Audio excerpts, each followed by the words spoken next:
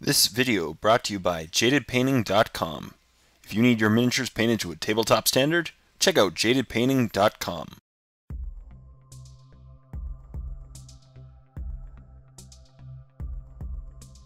Hey everyone, welcome back to part 2 of this Dark Potential painting tutorial. My name is Jay and I'll be showing you how to paint this winter-themed Petrov-Morales Corporation weapon specialist with a flame launcher.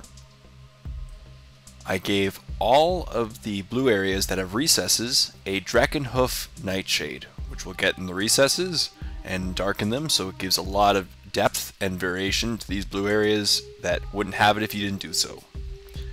Plus, if you do it on the belts and straps, like as you can see here, it really does get into the crevices and against the sides of the white and create some great definition and contrast between the white and the blue.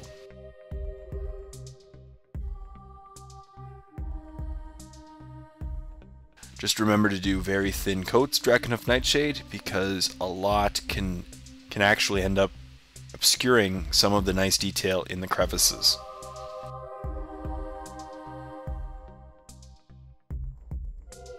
I also put some on the chimneys, because then that way we can get some nice shading in these areas too. When the shading was dry, I highlighted all of these areas with Techless Blue, the first layer color from Games Workshop associated with Calidor Sky, our base color. For the barrel of the gun, or the flame launcher, you notice that I didn't go all the way past where I did with the Calidor Sky. This is because I'm trying to build up a nice gradient from the dark Calidor Sky to a very, very light blue. And for the other areas, I just focused on all the raised areas and on any of the ones that have crevices and the center of the tubing. For the disc, I just painted a little bit on each side of the disc, and then we're going to continue gradient along those sides. And I used an overbrush technique on the goggles and the back of the backpack.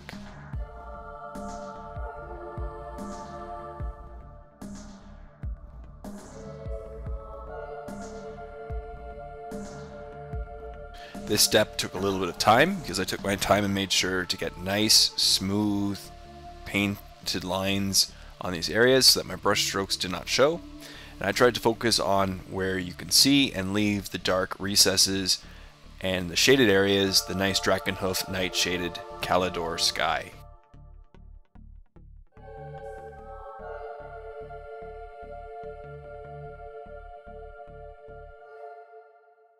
I also continued using Techless Blue along the edges of his jacket and his belts.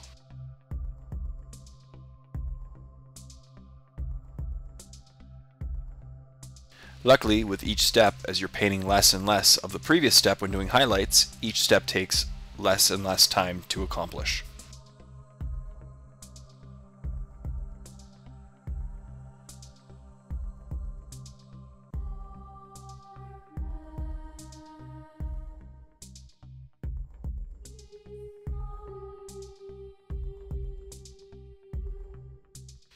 I then did another highlight of these blue areas, specifically the barrel of the flame launcher and a couple parts of the flame launcher as well as the ends of the belts with a 1-to-1 mix of Techless Blue and Lothern Blue, the second layer color associated with Calidor Sky. As you can see, I'm just basically focusing on the areas in which my light source is hitting on each part, and which ends up being the very center or the outermost areas of each part. So this step did not take a particularly large amount of time.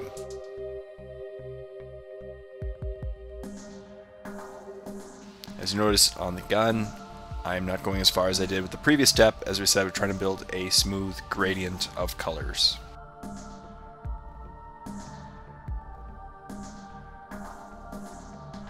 I then continued along these gradients with Lothern Blue.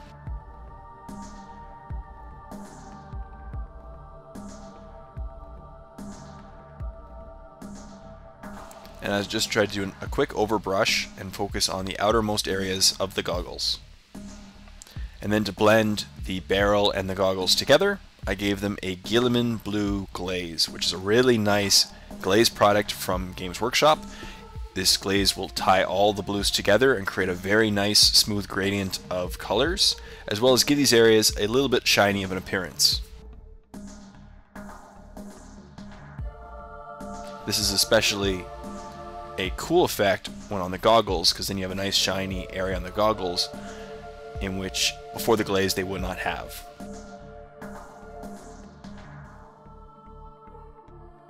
I also use the glaze on the backpack and on both sides of the flame launcher.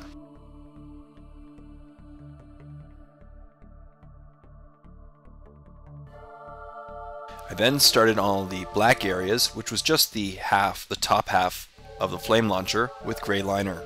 Gray liner is a really nice dark matte gray from Reaper.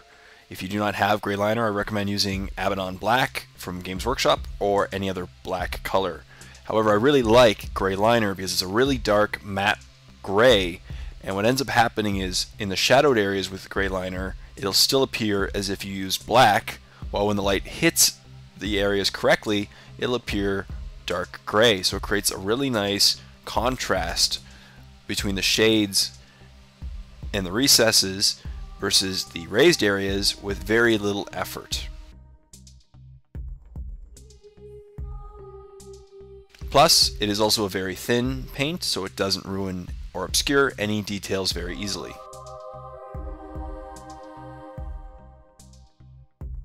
I started on the flesh areas with a base coat of Ratskin Flesh, the flesh tone base color from Games Workshop.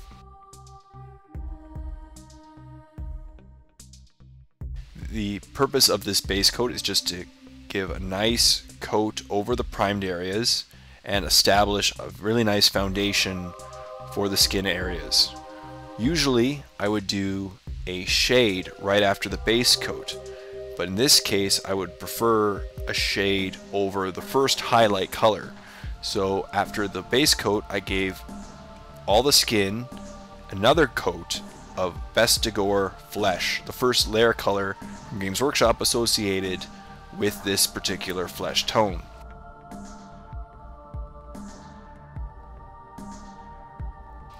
And with this step nearing completion, we can turn our attention to finishing up the skin tones and working on the metallics of the model.